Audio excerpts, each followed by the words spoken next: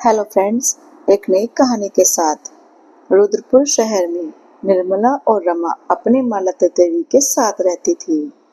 बचपन से ही रमा बहुत सुंदर थी, वहीं दूसरी ओर निर्मला का रंग थोड़ा सांवला था। इसी तरह समय बीतता रहा और रमा और निर्मला अब बड़ी हो गई थी। रमा सुंदर थी, इसलिए मोहित को रमा पसंद आ गई और उसकी शादी एक बड़े परिवार में हो गई। वहीं दूसरी ओर निर्मला की शादी एक मजदूर से हो गई। निर्मला का भी मन था कि उसकी शादी भी एक बड़े परिवार में हो, लेकिन टूटी हुई झोपड़ी में उसे अपना सारा जीवन बिताना था। शायद वह ईश्वर से यही सब लिखवा के लाई थी। वहीं दूसरी ओर रमा का स्वागत बहुत ठाट बाट से हुआ। उसकी सास और नंदों ने उसे ढेर सारे गिफ्ट दिए। एक दिन की बात है, निर्मला बाजार जा रही थी, तभी रमा एक ज्वेलरी शॉप से बाहर निकलती है। उसके हाथ में बहुत सारे ज्वेलरी बॉक्स थे। निर्मला रमा को देखकर बहुत खुश होती है। रमा दीदी, आप कहाँ जा रही हो? निर्मला, बस यहीं बाजार में सब्जी लेने आई थी। रमा दीदी, मेरे यहाँ तो बहुत सारे नौकर हैं, सफाई के लिए अलग, खाना बनाने के लिए अलग, कपड़े धोने के लिए अलग, और दो तो माली हैं। सब काम नौकर ही करते हैं। निर्मला, अच्छा बढ़िया है। रमा दीदी, 3 दिन बाद हमारी 1 मंथ एनिवर्सरी है, बहुत बड़ी पार्टी है। आप मुझे अपने घर का एड्रेस दे दो, मैं कार्ड देने आऊंगी। इसी बहाने आपका घर भी देख लूंगी। निर्मला रमा को अपने घर का पता बता देती है। 2 दिन बाद रमा स्टाइलिश कपड़े पहने, गॉगल्स लगाए, लंबी हील पहने निर्मला के घर पहुंचती है। निर्मला, अरे बहन, तू तो बिल्कुल पहचान में नहीं आ रही। वह निर्मला को अंदर बिठाती है। रमा, निर्मला तुम यहाँ कैसे रहती हो? तुम्हारे गली के नाले की स्मेल यहाँ तक आ रही है। तुम्हारे घर में कूलर तक नहीं है। निर्मला, हाँ, वो ये कह रहे थे कि इस महीने जो तनख्वाह मिलेगी उससे कूलर ले आएंगे। रमा, चलो ठीक है, ये लो कार्ड। रमा निर्मला को कार्ड, मिठाई और कुछ गिफ्ट्स देती है। निर्मला, रमा तू 2 मिनट रुक, मैं अभी आती हूँ। थोड़ी देर बाद निर्मला रमा के लिए पानी और एक प्लेट में थोड़ा सा गुड़ लेकर आती है। रमा, क्या हुआ दीदी, आपको इतना पसीना क्यों आ रहा है? निर्मला, तेरे लिए गली के सरकारी नल से पानी लेने गई थी, इसलिए गर्मी के कारण थोड़ा पसीना आ रहा है। तू ले ये पानी पी। रमा, आपका दिमाग तो खराब नहीं है? मैं एक गली का सरकारी पानी पीऊंगी? मैं मिनरल वाटर पीती हूँ, या सड़क का पानी आप ही पियो। यह कहकर रमा उठकर चली जाती है। निर्मला को यह बात बहुत बुरी लगती है। उसकी आंखों में आंसू आ जाते हैं। सब कुछ भूलकर 3 दिन बाद निर्मला रमा के घर जाती है। औरत, बहन जी, ये कौन है? इस नौकर को यहाँ क्यों बुला लिया? रमा की सास, अरे रमा की बहन है, पता नहीं इन भिखारियों को क्यों बुला लिया। रमा ने बेइज्जती कर दी सब मेहमानों के सामने। निर्मला ये सब सुन रही थी। तभी रमा निर्मला को देखती है। रमा, अरे दीदी, ये क्या पहन कर आ गई? आपको इतनी भी तमीज नहीं है कि इतनी बड़ी पार्टी में जा रही हूँ? तो एक अच्छी साड़ी पहनकर चलो। वही मैली कुचली साड़ी पहनकर मेरे घर आ गई।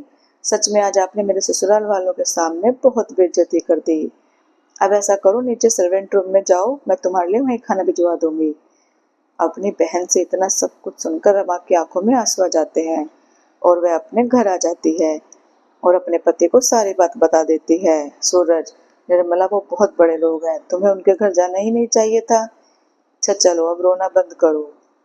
निर्मला, जी मैं कई दिन से सोच रही थी, क्यों ना मैं भी कुछ काम करना शुरू कर दूं, जिससे हमारी भी कमाई दोगुनी हो जाए। सूरज, ठीक है, जैसा तुम्हें ठीक लगे। अगले दिन से रमा जगह जगह जाकर काम ढूंढने लगती है। उसके एक दर्जी की दुकान में काम मिल जाता है और उनकी कमाई 2 गुना हो जाती है। सारे खर्चे निकाल के उसके पास 2,000 रुपये बच जाते हैं, जिससे वह एक सिलाई मशीन लेकर लेडीज सूट सिलने लगती है।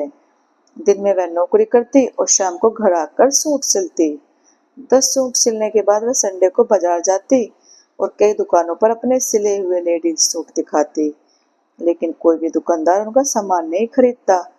वह निराश होकर घर आ जाती है। निर्मला, सुनिए जी, आज भी एक दुकानदार ने मेरा सूट नहीं खरीदा। शायद हमारे नसीब में गरीब रहना ही लिखा है। सूरज, तुम चिंता मत करो, ऐसा करते हैं, कल मैं भी तुम्हारे साथ चलता हूँ। अगले दिन भी रमा और सूरज मार्केट में घूमते रहते, तभी एक दुकानदार ने उन्हें बुलाया। आदमी, अरे बहन जी, मेरे सूट का सप्लायर अपने गांव चला गया है, जिस वजह से मेरे ग्राहक वापस जा रहे हैं। आपके पास जितने भी सूट हैं मुझे दे दो।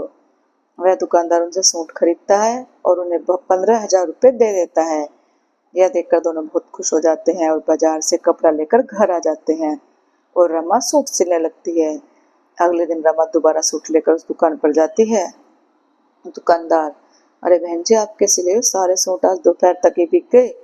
ग्राहकों को आपके सिले हुए सूट बहुत पसंद आ रहे हैं। मैं आपको 200 सूट का ऑर्डर देता हूँ और ये लीजिए 1 लाख रुपए एडवांस। रमा घर आकर अपने पति को सब बताती है। अगले दिन रमा और मशीन लेकर आती है और गली के कुछ औरतों को काम पर भी रख लेती है और अपना ऑर्डर पूरा करती है। जैसे वे मार्केट में पहुंचती है, उसके पास दुकानदारों की भीड़ लग जाती है। आदमी, बहन जी हमें भी आपसे सूट सिलवाने हैं। आदमी, बहन जी मुझे भी। सबसे ऑर्डर लेकर वह पैसे गिनती है तो उसके होश उड़ जाते हैं। सभी दुकानदार उसे 500 सूट का ऑर्डर देते हैं और 5 लाख रुपए एडवांस देते हैं, जिससे वह और भी बड़ा काम करती है। 1 साल बाद। रिपोर्टर, तो निर्मला जी इतना बड़ा बिजनेस कैसे खड़ा किया? आज आपकी कंपनी में 200 से ज्यादा लोग काम करते हैं और आपकी कंपनी का टर्नओवर 100 करोड़ है। हमारी ऑडियंस को बताइए कि आपने कैसे इतना बड़ा बिजनेस शुरू किया। निर्मला, इसका पूरा श्रेय मेरी छोटी बहन को जाता है, जिसने मेरी गरीबी का मजाक उड़ाया और मुझे इस बात का एहसास दिलाया कि पैसे के बिना तो कोई इज्जत नहीं करता, और उसकी वजह से मेरे मन में भी बहुत सारे पैसे कमाने की इच्छा जागृत हुई। दूसरी ओर रमा टीवी पर यह सब देखकर रोने लगी। आज निर्मला उससे कई गुना ज्यादा अमीर हो चुकी थी, लेकिन उसे अपनी अमीरी का जरा भी घमंड नहीं था। अगले दिन रमा निर्मला को फोन करती है और उससे माफी मांगती है और निर्मला उसको माफ कर देती है। तो दोस्तों, कैसी लगी आपको ये कहानी? अच्छी लगी हो तो प्लीज लाइक, कमेंट और शेयर करना और चैनल को सब्सक्राइब करना। Thank you.